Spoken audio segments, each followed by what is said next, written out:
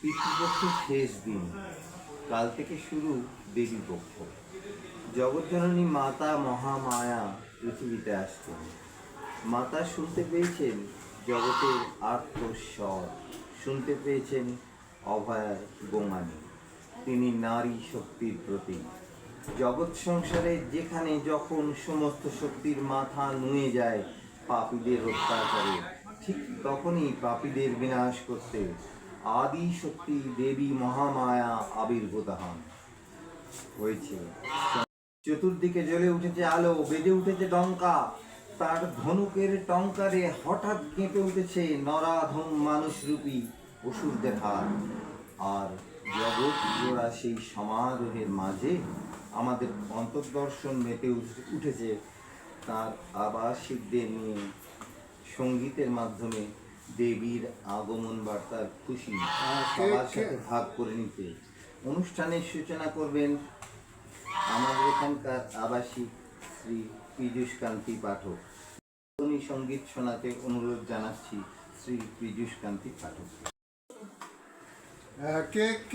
শুরু হচ্ছে। একে দুই নামতা পড়ে ছেলেরা সব পাশার ওই ঘরে, বনি বাড়ির আর চলাতে কুমোর ঠাকুর ঘরে মন বসে কি আর। চণ্ডী তলায় বাদ্যি বাজে ঢাক গুরু তাতা দিন তাক্তা দিনা তাক্তা দিনা তাক কুরু কুরু কুরুর কুরুর তাক। এক একে এক, দুই একে দুই, দুই একে দুই, দুই দুগুণে চার, তিন দুগুণে ছয়, চার দুগুণে আট। ভাল লাগে না পাঠটার এই পাঠ। গুরু মশাই বসে নাচে চশমাটি আষাঢ়। কে জানে এতক্ষণে হয়তো মায়ের মুখ হলো রং করা। আনবো না ওই ছেলেরা সব থাক না এবার বড়া, মন বসে না।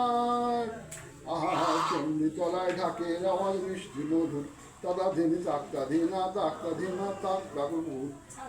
এক একে এক, দুই একে দুই, তিন একে তিন, তিন দুগুণে ছয়, চার দুগুণে আট, পাঁচ দুগুণে 10।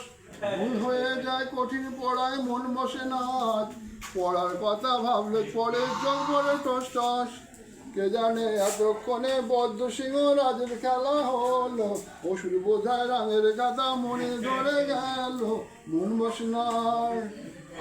কতক্ষণে যাবে সব দেখবে ঠাকুর তাতা দিন তাক্তা দিনা তাক্তা দিনা তাক কুরু কুরু কুরুর কুরুর তাক।